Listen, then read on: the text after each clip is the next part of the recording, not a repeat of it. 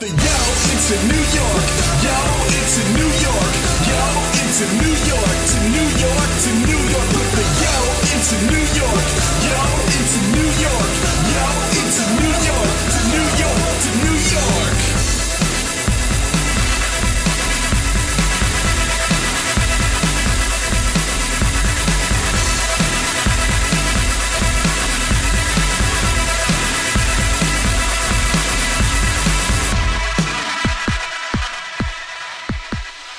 And welcome to Crash Chords Autographs.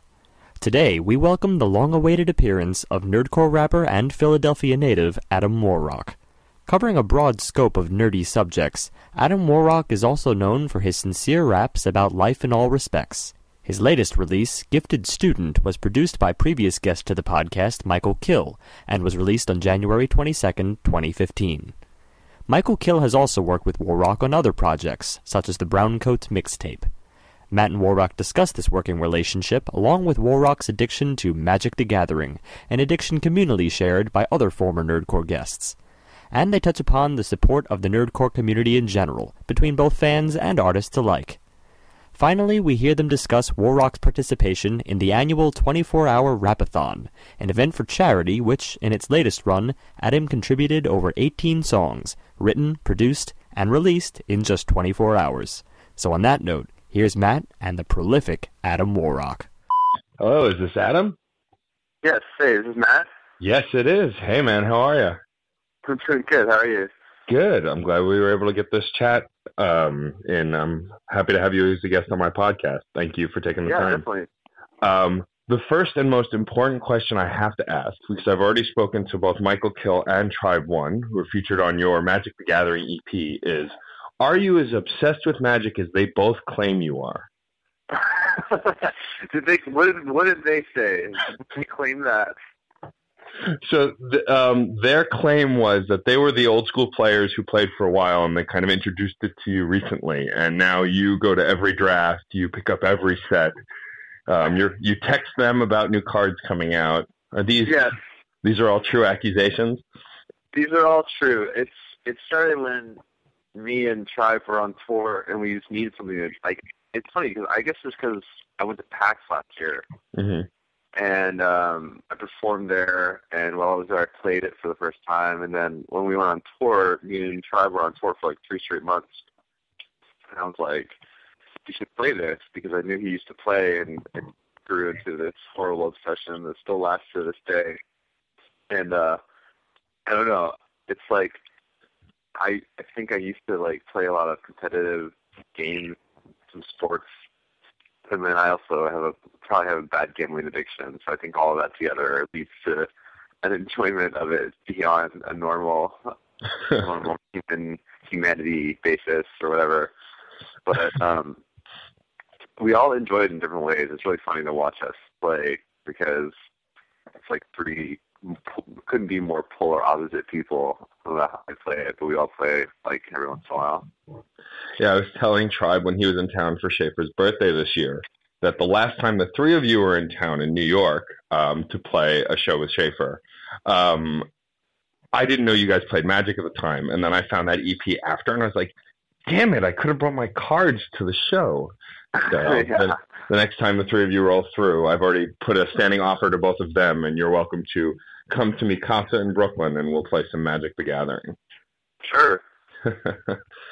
I want to chat a little bit about, of course, the brand new EP, Gifted Student, that just came out at the end of January. This one was produced by kHill. I know you guys have worked together plenty of times before. Where did the decision to have him produce this record come from? Is it just something that just kind of naturally happened, or was it an idea that you had? We had meant to do an album together for a really long time, and it kept getting pushed back because he was either busy or I was busy already with somebody else, started working, or things just kind of didn't work out. And so we kind of set out to make an album together, because it's funny when you look back. We've done so much stuff on the website, but we've never actually made like an official album or EP together. So this was the first time we got to do that. And we started working on it probably at the end of 2014.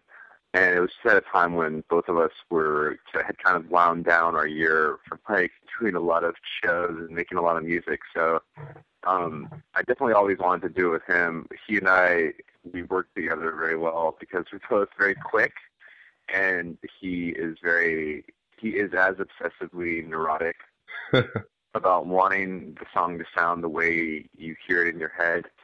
So I know he won't mind like me telling him to make like one thing a little softer or one thing a little bit louder. I know that I've worked with producers before, and I know stories of other producers who are like, they don't have that crazy like neurotic brain where they just like can't take it if something is a little bit off. So he and I are the same way.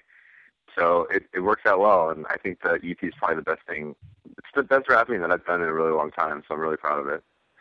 I've really enjoyed it. I really like it a lot, and I've been looking forward to something a straight up release since Middle of Nowhere, which I was obsessed with when it first came out.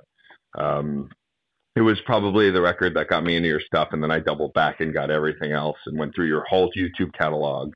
There's a lot of music to find when someone first gets into your stuff. It's the whole free releases and the 24-hour Rap-A-Thons, which, let me tell you, like this year's, I was home and I watched, because I was home that day, so I watched as you released and kept refreshing Tumblr. It's incredible to me how you can just release song after song and that they all sound more or less polished. You know, some of them might have a little quirk here or there, but like even, I think there was a chorus song that you released that you said that there was a quirk, and I listened to it and I was like, what is he talking about? It sounds great. I don't understand. I mean, yeah, it's the benefit of being able to do music fast, and I think it comes from the fact that, like, you know, songwriting is very much like a muscle. It's a skill that, because I do it so often, when I really sit down and just want to force myself to write something, which, you know, won't always make the greatest song, but it does the trick if you're doing like a Rap-A-Thon. It just kind of comes to the point where like you just learn how to make, like, get the ball started. And once it starts rolling, you kind of just keep going until you finish. And the only thing that stops you is like laziness or fatigue. Like, it's not the like block of not being able to write anything or come up with anything to write. And so how did the 24-hour Rap-A-Thon come to be? Because I know this isn't the first year you've done it. No, the first time I did it, I'd gone to St. Louis, and the car where all my stuff was in had gotten broken into. And so, like, my laptop and some equipment was totally stolen. And it happened very soon after my annual donation drive. And my donation drive is kind of how the site keeps going. And once a year in June, I release, like, a rewards package, and people donate for all the free music that's been out. And so, like, I felt bad because I felt bad doing, like, a fundraiser so soon after donation drive. And I always had the weird idea to kind of do, like, 24-hour Rap-A-Thon in my head. So I never had a reason to. And so that seemed like a good enough where basically, like, I was going to raise enough money to replace the laptop that got stolen. And then anything over that, I would donate to charity. And so it became, like, a nice, like, goodwill kind of thing to do. Right. And it replaced my laptop, which was the most important thing, I guess. Sure. It's awesome. So I want to dive back a little bit further to your rapping origins. Were you always interested in getting into rap as a kid, or did that kind of spawn from something else? Where's your music roots from? I mean, I played a lot of guitar when I was younger, and I listened to a lot of, like, alternative stuff. I mean, I'm a child of the 90s, so... Sure. But, like, I listened to a lot of hip-hop when I was in high school, and I got into it really big then. And I think it just started because when I went to college, I went to Ohio State University, which was in Columbus, Ohio. And Columbus just happened to have, like, a really good independent hip-hop scene. Like, it was back when a lot of the, like, Rhyme Sayers and Def Jux people were there. RJDQ was starting out there. Mm-hmm. So, like, it was a place where, like, a lot of shows were happening and a lot of, like, freestyle contests and battle contests were happening. and it was like where a lot of spoken word was happening too. And so it was during that time that I kind of started like, I had been like obsessed with rap in high school. When I was in college, I started doing like, spoken word, and I started doing like freestyle battles and things like that. And then, I had a computer and started learning how to self-record in my bedroom and just loading in instrumentals that I just found from wherever and made music then. And I made music all the time. I started performing like wherever I could. But then at the end of college, I just kind of stopped doing it in grad school and then kind of put it away for a while until I came back and started doing stuff like that in WarRock. And so, like, I don't think I really necessarily wanted to make music. It just kind of weirdly happened and then had this weird second chance for me to do it too. That's awesome. Yeah, I find that just listening to your entire discography, there's a lot, especially in the middle of nowhere, there's a lot of things to connect with besides just the nerdy things you rap about, which there is an abundance of. There's a lot of personal stuff on that last full record that I think really connects with a lot of people. It's what connected with me, that made people be able to understand kind of where you're coming from as a rapper, but also just understand you as a person, which is always, I like to hear on a record because I like to connect emotionally with an artist. So yeah.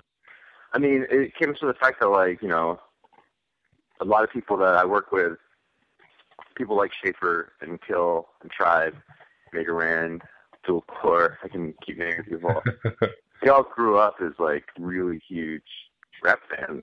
And, like, there's some people who make, like, nerdcore and some people who make, like, nerdy music who, they didn't necessarily grow up listening to as much hip-hop as we did, which is fine because they make different kind of music as we do. But, like, we all grew up at a time where, a lot of the indie hip-hop was very, like, personal. It was political. It was, like, conscious, like, very much about, like, knowing the person. And that was, like, kind of the start of that era of, like, people like Sage Francis and Atmosphere and things like that. Yeah. And that's people that we all kind of take cues from.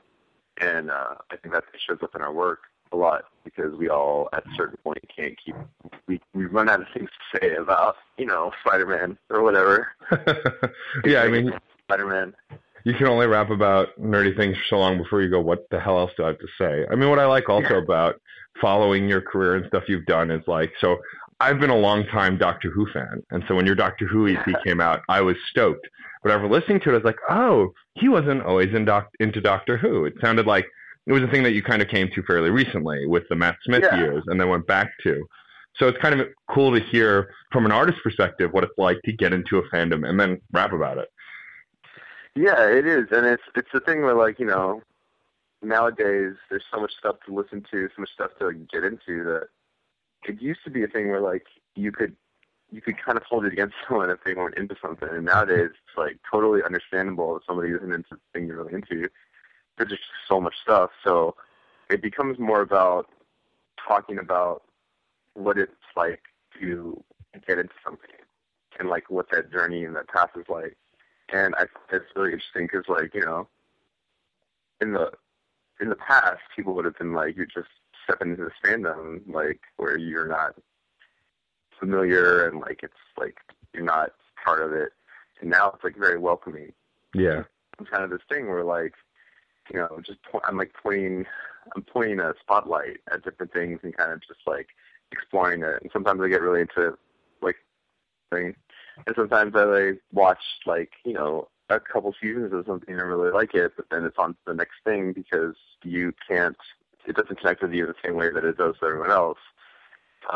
That's, like, intensely into that fandom. So, like, it's a weird time to kind of be working in pop culture where there's just so much stuff, and yet no one truly gets mad at you for trying it out. I think it's a lot more inclusive than it used to be, even though there's still, like, a ton of problems with negativity and stuff like that. But, like, sure, definitely the one thing I've seen is, like, a lot of fandoms have definitely welcomed me into it as long as I, like, do my homework and try. Right, exactly. And I think that's great. That's a core component, I think, of the nerdcore community as a whole, too, is, people, for the most part, are pretty welcoming. Like, if you get into a thing and you want to share that thing with someone else, people are usually pretty jazzed about it. Yeah, definitely. And that's the one thing that you know, it's the one thing that people like me and kHill try to do for like Nerdcore fans is that, you know, they've welcomed us into their community, making the music that they listen to. We like to welcome them into making music that sounds like the stuff we listen to. And I know for a fact there are a couple people who were listeners of us and we've become friends with, and we've exposed them to like a ton of like older rap, and they, in a lot of ways, you know, move on from Nerdcore and start listening to like indie rap and stuff in like the early 2000s because they really enjoy that too. And that's really good that we can kind of show people that not all rap is the way they think it is, you know? Sure, of course. Well, it's cool also you guys made it very approachable, and you yourselves are also very approachable at shows and online. I mean, I've curated a lot of friendships with Nerdcore rappers just through the few times they've come to town and then chatting with them online, and it's kind of awesome that you guys are so open to your fans. And I mean, like, I did an interview with Sulfur a couple weeks back, and throughout the interview, I discovered that he has a 3DS, which I have, and he has Steam, which I have. So the minute we got off the phone, he texted me his handles on both. He's like, I better see you around. And it's just awesome that it's a community that really cares about its fans and everything, even outside the music, too. Yeah, and I mean, that is something that we take cues from people that we grew up, like, listening to. Like, there's a story, like, I remember, I think it was Brother Ali from Rhyme Series. I was at South by Southwest at a panel, like, watching it, and he's telling a story about how, like, Atmosphere went on tour with, I think it was, like, Tribe Called Quest, or somebody big in rap back in the day, and after every show, like, you know, he would walk off the stage and go and sit at his merch table and, like, meet people. And, like, back then, like, rappers wouldn't do that. They would, like, do the show, and then they would just go in the dressing room, and they would just, like, somebody else would sell their merch, like, CDs. And, like, he made so much money, so much more money than the headliner, that by the end of the tour, the headliners were out at their merch table. And it's because, like, they had to learn from indie guys the fact that, like, most people come to a show, they don't want to just go buy something like at a vendor. They want to, like, shake your hand and they want to talk, and that's kind of like a big thing to us because, like, we all went to shows when we were younger and met all our heroes and got to talk to them and became friends with a couple of them that we still are to this day. And it's something that we, I think, take to heart and try to always remember.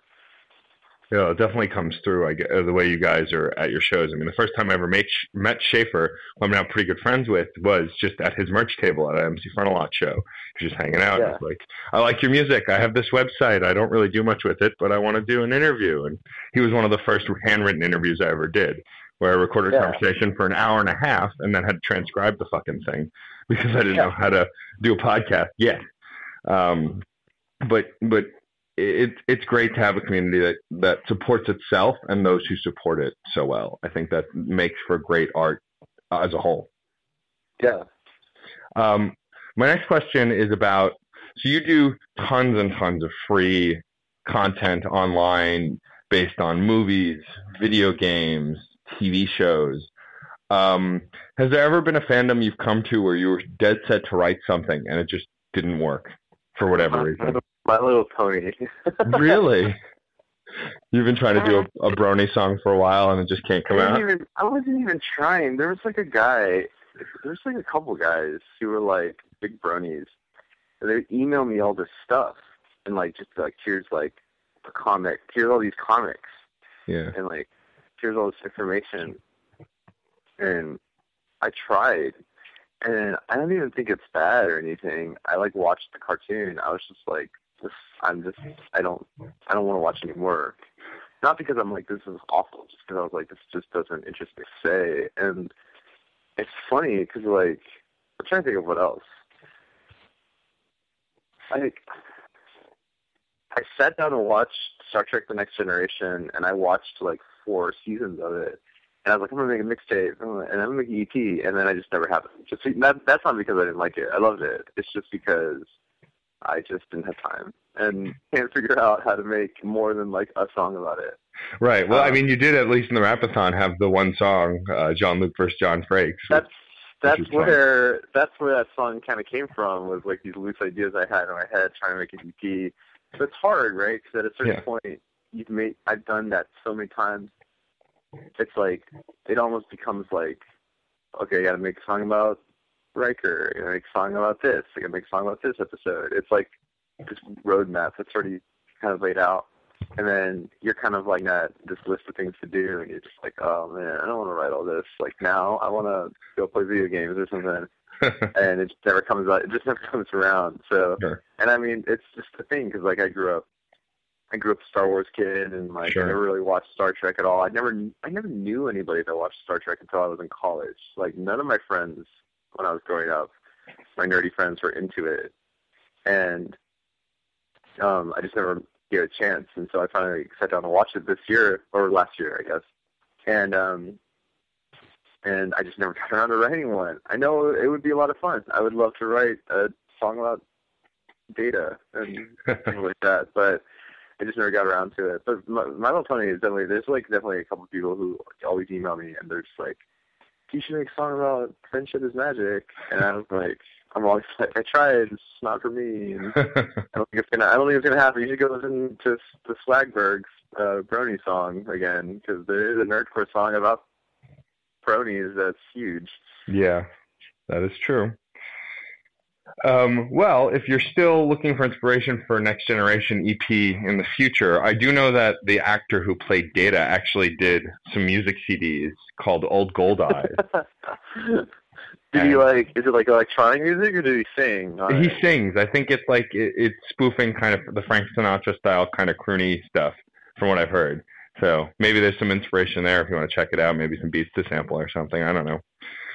It's worth a shot. We'll see. I'll try. And going back to the free stuff that you put out, I think one of my favorite moments about the 24-hour Rap-A-Thon, and it came pretty early, is that you rapped about something that I'm surprised I haven't really heard a Nerdcore rapper rap about yet, and that was Pa Rappa the Rapper, which was one of those games for PlayStation that I had, and I had it, I think, even before I was even super into rap. I liked rap in high school, but I hadn't gotten super into it until way after that game came out. But it was very funny to hear that and go, oh man, I remember this song from that game. Awesome. Because, you didn't use the exact lyric, but, it was pretty cool to hear. The song is like going to haunt me on my deathbed in my last moments, because I played the game so much, and I can't even imagine playing that game now, and like if it would be even good. Yeah. It's just such a weird game that existed. It's a weird space when like that first PlayStation, like there was a lot of weird games for that console. Like just these Japanese games that were coming out before they like had more like quality control in terms of what they would let port over. Yeah. Didn't make any sense in the US like market. And then it's just funny because like there are so many people who haven't played that game, but then like if you have played that game, you know it so well because like those songs are just so catchy. Yeah. Well, also like that generation PlayStation, like I remember the first SquareSoft game was actually not an RPG. It was The Bouncer, which was like this weird beat 'em up game for the PlayStation. It was one of the launch titles, and I remember playing it and just being like, "What is this? These guys made Final Fantasy. What is this nonsense?" I'm trying to remember, so much stuff. I mean, like, I had every SquareSoft game I could get my hands on, and like, I remember playing Xenogears. Yeah. And stuck in a place where I didn't have enough money to refuel my mechs, and I was just dying all the time. So I guess that was the first time I learned to keep a rolling save. Yeah. And then like things like Parasite Eve that SquareSoft made, which was really weird. That shooter that was also RPG-ish. Yeah. But yeah, Private the Rapper was like one of my favorite one of my favorite memories. I don't know if it was even good. And I remember like finally learning how to actually play it, because like you thought you just like hit the button once, and like there was like why am I not getting any points? And you didn't realize it wasn't a rapping game. It was like more like a DJ hitting like an air horn button game. Yeah, pretty much. You just have to hit it like in this weird rhythm to like max out your points. generally how you rap. Like, yeah. Well, it's like predated all those other games, like the Rock bands, the Guitar Heroes that came out way, way later. But it was the same concept of just like rhythm following, but not even really the rhythm of the song, just following this rhythm of button mashing, you know? Yeah, like just trying to make it sound interesting, like you're playing like keyboard or something. And there was also another game too that I played that was like a dance rhythm game where you like had like aliens and stuff, like capoeira aliens. Remember this? Oh man, I always like get them confused with Rap-A-Thon because they had the same like kind of thing where like the button would scroll across the screen, you were supposed to hit it certain rhythms. Sure. But Rap-A-Thon Rapper, yeah, I had the idea to make a song about that game for a while, so it's not like that. It's like when the Rap-A-Thon comes around, I kind of just like empty out the notepad of like checklist ideas that I'm just like, oh, one of these. Like, I haven't written it yet, but like I definitely will be like, I've been meaning to make a song about this, and so I just kind of like go from there because like it's probably been there for like over like years, you know? Sure. Well, what I like about those songs, especially from the Rap-A-Thon, is that, but by some weird coincidence, they work really well as a mix CD anyway. Like, taking those songs and playing them one after the other, they actually kind of work really good in this kind of like mixed sort of a way. But I love some of the random ideas you get, like someone suggested to make a Daredevil song, and you thought of making a Matt Murdock song instead, and did a song about lawyers, and that kind of twist you put on stuff. I mean, also one of my favorites was your song about Gotham, because you used a quote from the new show, which me and my fiance are obsessed with, which was awesome, because also, like, Bullock is the reason we watch the show. Like, Donald Logue is... Yeah, you know, I've watched, like... I'm not caught up, but I've watched a bunch of them, and it's weird. Like, it's a weird show, but it's definitely much different than I thought it was going to be before I started watching it. Sure. But, yeah, it's like... That's the thing, right? Like, a lot of guys who make topical stuff, and the inspiration I draw from is Jonathan Colton, who was like when I started making music. And he's talked about this in interviews too. It's like, most people, they say like, there's like layers to it. So like, first layer is like, I'm going to make a song about this. And that's like parody music, you know, like comedy music, very like kind of basic, like play on something. And then they're like, I'm going to make a song about this, but then it's going to be serious, and it's going to be like in the mind of a character, or it's going to be like an emotion that it brings. And then there's a third layer that most people don't go to, which is like, you know, it's like a twist. It's like, how do I make this not the most obvious idea? And that's something that I think Colton is really good at, and something that I always strive to do, because a lot of people don't ever make that third step to trying to figure out a different way to talk about it than what is the obvious thing in front of you. Let's like make a Batman song.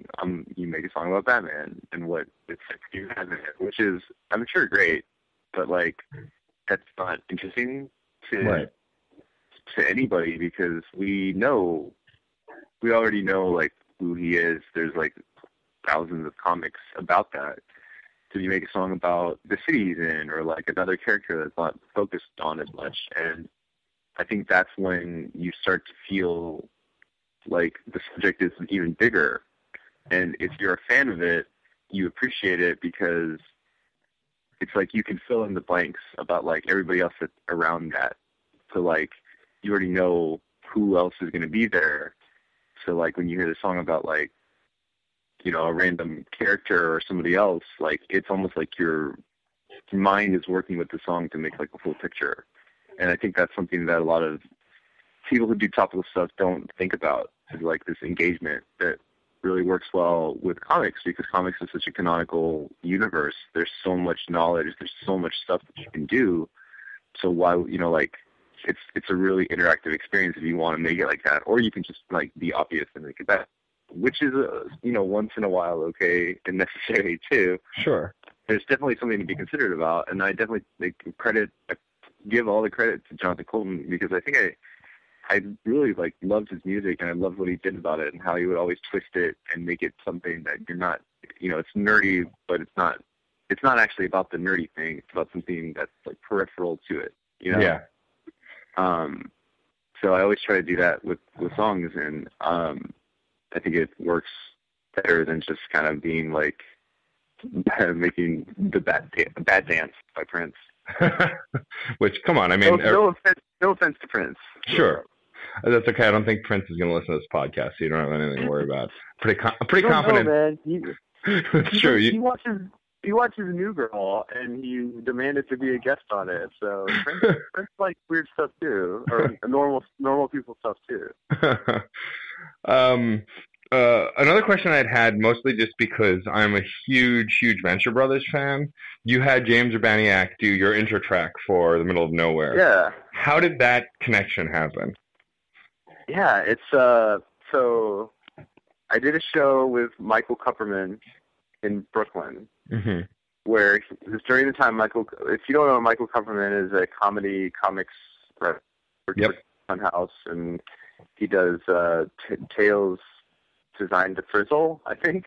Yeah. And he wrote the unauthorized autobiography of Mark Twain, which is this ridiculous book about, like, after Mark Twain's death, he faked his death and he became like an astronaut and a spy, and it's hilarious.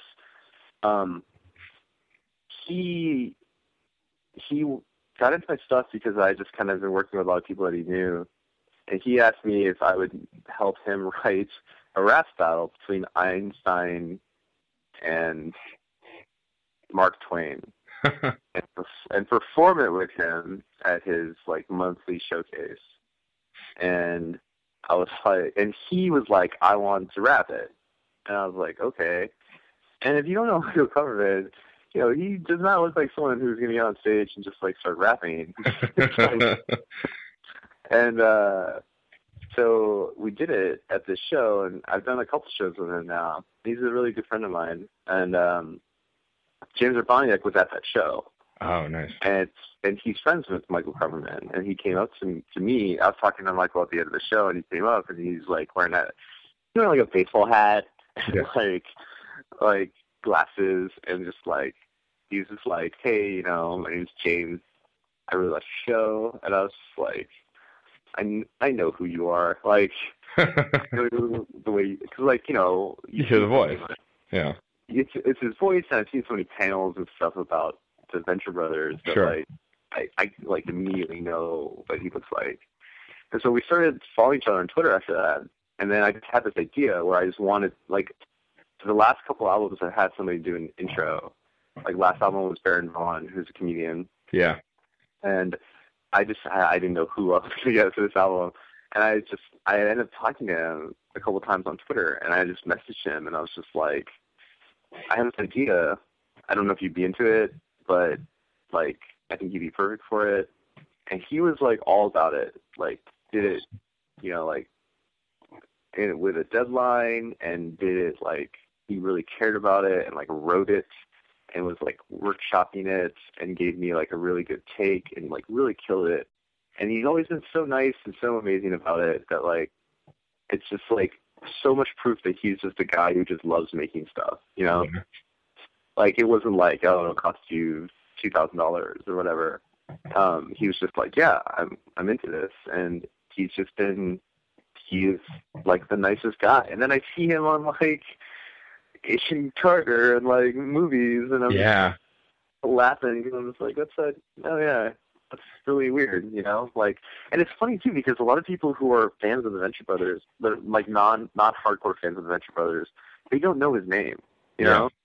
Like you have to actually like really be like really into it to actually immediately recognize his name.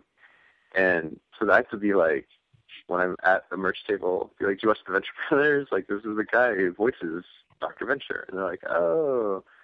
And it's sad because he's such a funny guy, and his like, you know, he does so much stuff online. Like he makes his Vine accounts and like his like blog and stuff. Yeah. And he does the Thrilling Adventure Hour. Yeah, so more people should definitely follow this stuff. He's just a nice guy, and he's genuinely funny and very talented actor. So I'm very thankful that he did it. It's perfect too. I didn't give him any. I told him the concept of the album and like what I wanted the intro to be.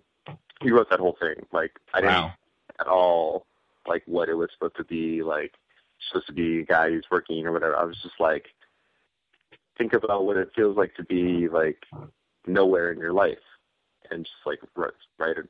What does that mean? And then he wrote that. Yeah, and it's really powerful too. Like just listening to the monologue and the little bit of background music, it's really powerful. And it's a shame that a lot of people don't know voice actors by name, or even, he's a regular actor as well. But like, I'm a voice actor nerd because I grew up watching so much anime and cartoons.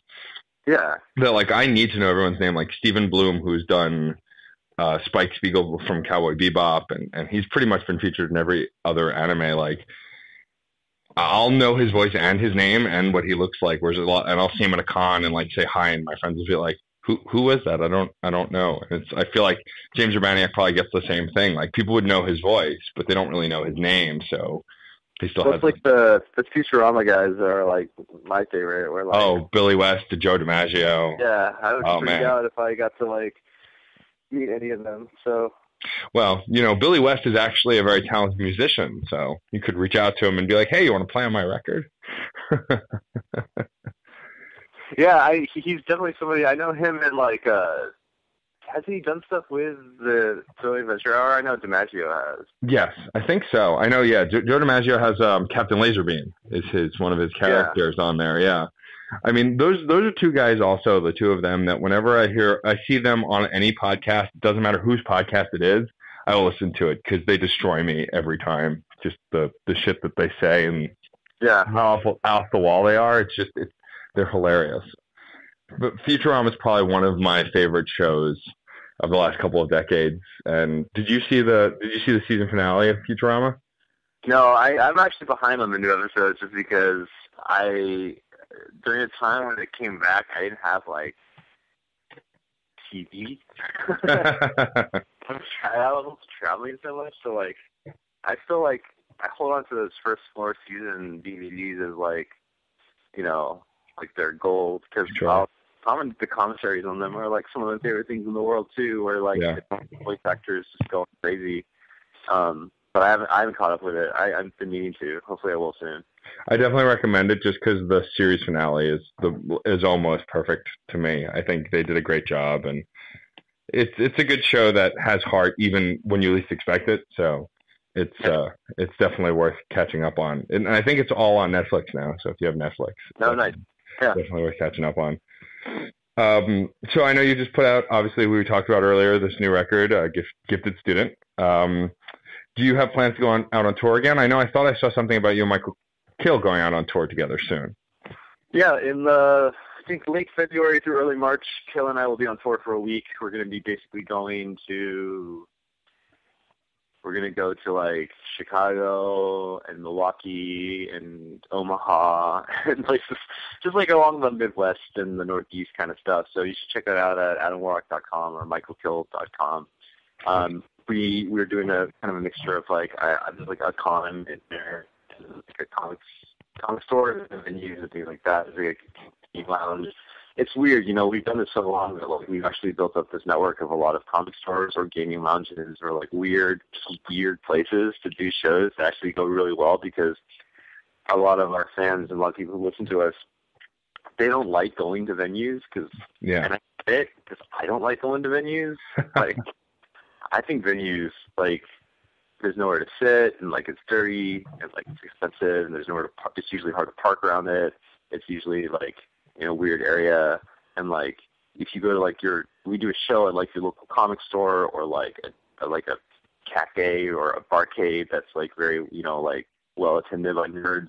It helps people come out because they're more comfortable. We always try to make it all ages. We always try to make it a place that's comfortable and that's not like going to make people upset to go to, because like, we are the same way, like anxiety. We have social anxiety, and like it's very like I totally get it, because it's like very daunting to go to a place, a venue you've never been, don't know how to get around, don't know like stuff like that. So a lot of the venues we go to, they're a little weirder, but they're probably more comfortable for like a lot of nerds to come out to. That's awesome. Well, if you ever find yourself back in Brooklyn, there's a bar that I would recommend if you've not been to it. A friend of mine owns it. It's called The Way Station, and they have a TARDIS bathroom. The bathroom is a TARDIS. Oh, good. Where is it? So it's in Brooklyn. It's on Washington Avenue. It's not too far from the Q train. It's not too far from Flatbush. It's actually, so I know you've played at the Fifth Estate before, which is on Fifth Avenue. It's only about 5 minutes from the Fifth Estate. Okay, yeah. I'm not as familiar with deeper into Brooklyn because I have friends that live in like Park Slope and Brooklyn Heights. And then, so it's actually not too far from Park Slope. And it's called the Way Station. Definitely check it out. And the next time you're planning on hitting the East Coast, I'm friends with the owner. I'm friends with the promoters there. Like, and it's a great venue. And they've had some really good rap acts roll through, and you guys would go over like gangbusters because it's a Doctor Who bar. So Brooklyn is always very kind to us. So, and I know that we've really needed to get back out there and do a show with Schaefer, who we haven't seen in a little bit. So I'll definitely let you know. Cool, excellent. Yeah, and I mean, after hearing your Doctor Who EP, I was like, if he doesn't know about the Way Station, he needs to know now. But yeah, they've got a life-size TARDIS in it. Stephen Moffat's been there before for the last Matt Smith finale episode. He and Matt Smith stopped by there and viewed it randomly with all the fans who were in attendance. It was pretty awesome. Oh, wow. That's crazy. Yeah, it was nuts. I remember I was coming back from Jersey somewhere. My fiance's in a band and was playing a gig, and I got a text from someone saying, Matt Smith is in the bar. Get here now. And we detoured straight there to watch the finale. What does that make it? Because, like, I'm trying to think. If you're a huge fan of Doctor Who, and you're in a place to watch the finale, the Matt Smith finale, and Stephen Moffat and Matt Smith walk in the bar and are just sitting in there while the finale is happening, does that ruin the finale for you because you're just, like, so distracted? Or do you not even care that Matt Smith and Stephen Moffat are in there because you're so invested in knowing what happens in the finale? It's like a really interesting psychological map to like chart out. Yeah. Well, I mean, it was cool. They were pretty chill about it. Like, Moffat was literally just looking for somewhere in New York to watch it because he was in town, and someone recommended the Way Station. And, like, he turned up. Everyone watched it. They hung out. Nobody, like, really crowded them. And then at the end, Moffat had a little speech, and, like, then they started signing autographs a bit and saying hi to people. And it was pretty chill. Like, it wasn't as overwhelming. I mean, I imagine for them it was still kind of overwhelming because they were surrounded by people, but it wasn't like people weren't going nuts, you know? Yeah. They were still kind of well-mannered because you're in a room full of nerds watching Doctor Who. Like, nobody wants to be that guy who's like, yo, bro, let me get your signature. What's up? Like, nobody's that guy. So, yeah. But, the Gifted Student just came out, tour coming up. What's next for Adam WarRock as far as music goes? Do you have anything else you're working on? Any nerdy fandom related stuff, EPs in the works? I don't know. You know, it's a weird place for pop culture right now. There's not a lot of stuff that's like grabbing the public zeitgeist. Like, like it was before. Like it's splintered off in like a lot of smaller fandoms now. I don't know what's gonna come up. I'm just gonna keep making music in June at AdamWarRock.com. There will be a donation drive, which basically will help keep the site running. Every year I do it, and people donate whatever they want. Everybody who donates gets a reward, and during that whole week, I just keep releasing all this free music. And then I'm going to start working on my next album. Probably have some kind of fall tour, but the next album is hopefully going to be out early 2015. Wait, what year is this? We're in 2015. Early 2016, probably in like a year. Cool. But maybe this winter. I don't know yet. I've actually started talking to producers about it and have some ideas. But me and kHill just finished the CP. We're just focused on that. We're just happy that this is done. Well, that's awesome, and it's so cool to see two people whose music I know so well to work together. Because, you know, I mean, when I talk to kHill on the podcast, he talks about how he loves doing music, but production is where his heart truly is. He loves producing, and he draws a lot of inspiration for that. So to hear what it sounds like when you guys work together, because, I mean, I've heard the Browncoats mixtape, which I love. Yeah. And you know, but that was a while ago that came out. So it was so cool to It was 4 years ago. Wow, 4 years ago already. That's crazy. it was so cool to hear you guys work together on that, and that was one of the things that kind of sparked me getting into Michael Kill. But now to hear this kind of, this full release EP on your Bandcamp that you guys work together is just really cool to hear and see. And one's got to love the old school photo of Adam WarRock sitting down in front of an old school console. Yeah, and if you get the CD, the physical CD on the inside is it's like a before and it's like a past present. Oh, awesome! Like a photo of you in the present in the same way. Oh, that's great. That's amazing. So that I found that picture when I went home and visited my mom and saw it, and I was like, oh, this is gonna be that cover to my next album. Like, I was like, I'm not joking. Like, I want this. This is gonna cover my next album. So I took it from her, and I'm glad people are enjoying it. It's hilarious. It's me when I'm 2 years old. Wow, long time ago. And so, were you actually playing that video game console at the time, or you just kind of? Oh yeah, no. I played like Atari from like when I was tiny. So like, definitely that's just very representative of me playing like probably Frogger or something like that. Very, very cool. What video games are you super into right now? Obviously, I know you're playing some stuff. Is there something that really is holding your focus at the moment? I'm playing. I have a Vita. I play a lot of like indie games on it. So like Big Trip Runner 2 and like Spelunky. I always play. Oh, nice! Like, every day. That's awesome. I'm obsessed with it. And then I've been playing Dragon Age Inquisition on the PS4. And just basically pissing off all my friends because I play a BioWare game before like I don't do every mission, I don't get all the treasure, and I just like kind of play it in the way that I feel like it. I just keep on saying how I believe I'm God in the game and like you should kneel to me, and like it's so funny to watch my friends who are like the way they play. They're so like they play it very Paragon or they play it very like completist, and I'm just like, who cares? Excellent. But I've been really into that. I probably have like 12 hours on a game of Dragon Age, and I'm obviously nowhere close to finishing it. Sure. And then when everybody comes over, we play Smash Brothers Wii U. Nice. With 8 people or whatever, and I am enjoying that and having a good time. And other than that, I don't know what else is even coming out. I'm so behind in video games. I'm not about this stuff. Like my girlfriend is more into video games than I am, and she'll be like, "This is coming out. I want to get it." I'm like, "I don't even know what that is," and then I'm like, "This is awesome." So I've fallen out of following it because I only have so much headspace to read about it, and now games come out that I'm like, I don't even know what that is. So maybe get old.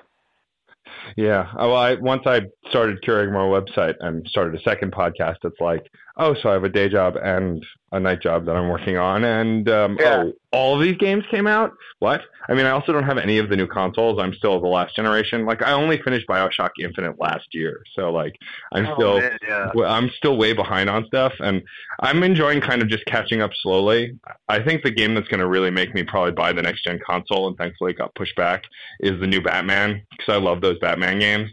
Is Arkham Knight. But until then, I'm kind of just hold down the fort with the older stuff, and kind of the newer consoles. Like I had a 360 and I played the crap out of it. Like I played like every game for it that like every major thing that came out. But like ever since the new consoles have come out, I think it's because when they first were released, there wasn't a lot of games for them. Yeah, a lot of people are just kind of like, what do we do now? Like there's not. So yeah, I stopped paying attention, and then now there's like all of a sudden all these games came out that people want to play, and I am so behind because like I haven't played Far Cry 4.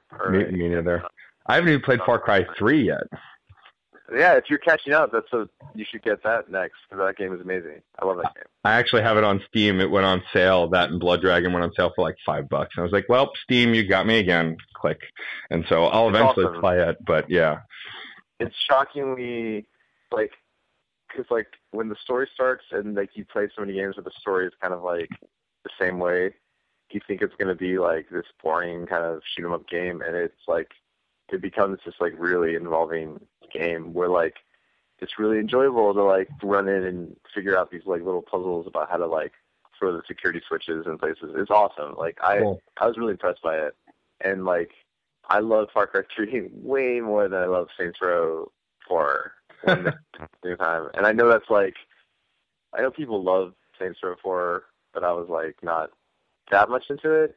So I don't know. They were out around the same time, so I always have that comparison in my head. Where like, screw Far Cry 3, I want to play Saints Row 4. Far Cry 3 is so much better. But yeah, that's pretty much what I'm playing. Cool. Yeah, I made the mistake of mentioning Smash Brothers to Tribe One, and he went on a tirade about how he hates that game, and when it first came out, his friends never let him get good at it, and so now he's a bitter game player, and he doesn't want to play Smash Brothers. He's like, he'll play it, but he sucks at it. Tribe One does not like when he's bad at something. So, and he wants to not have to feel the feeling of getting crushed and annihilated at things, which I guess is understandable, because that's a human emotion to feel. But I think he finally broke down and bought it. Oh, so, did he? Oh, awesome. Yeah. And it's like, Smash, I never was into Smash Bros. I never had like a Nintendo 64 or a GameCube, I had a Wii for like a little bit, but I never had those original consoles. And you start to learn Smash Brothers is not about being good. It's just about like getting that, if you start losing, you just try to screw over people who are already really weak. You just like become this horrible sniper where like there's pleasure to be had in it, even if you're not good. I agree wholeheartedly. My favorite thing to do is if I have one more life than somebody else who's about to die as Bowser, I'll just do his grab move and fly off you the just jump him off. Yep. Mm-hmm. Yeah. It's the best, because nothing is more pleasurable than that anger that your friend has, as you've just screwed them over, so they lost also, There's nothing you can do. Well, Adam, thank you for taking the time to chat. I'm really glad that we got to. I'm such a huge fan of your work. You do great stuff, and I'll always look forward to the more stuff you put out. I hope to hear from you when you come to Brooklyn next. And in closing, is there anything you want to say to your fans, stuff you want to promote, obviously besides the EP, which you've talked about, or any parting words for people listening to this? I mean, check out the EP, AdamWarRock.com, and whether it's me or anyone else that you listen to, podcasts, websites, things like that, if you can, you should support the art that you really like, because we're in a weird time where like a lot of it's free and a lot of people do it out of the love of their heart, and so if you can help somebody kind of like get to the next level or keep doing it, then you should do that, because I definitely have my share of like podcasts and websites and Kickstarters and other artists that I support. I think it's kind of part of like the market about being like a fan nowadays, like understanding that things need support to stay around. We've all loved the TV show that got canceled probably. Yeah. So just show your support that way, and thank you for listening. Awesome. Thank you so much, Adam. This will probably be out towards the end of February, because it's a bi-weekly show, and I've got a couple of episodes banked. But as soon as it comes out, I'll shoot an email your way with the link and on book. And I thank you for taking the time to chat. This has been a pleasure, man. Yeah, thank you. Thank you so much, man. Let me know when it's out, and let me know if you have any more questions, okay? Awesome, I will. Thanks, man. Take care. All right, you too. Bye. If you enjoyed these interviews, please subscribe to this and the Crash Chords podcast on iTunes, where you can also rate us and review us. You can also like us on Facebook, follow us on Twitter at Crash Chords Web, our Tumblr, and our YouTube channel. If you have any questions or comments, feel free to post in the comment area below each post. And keep the discussion going, because remember, music is life, and life is good.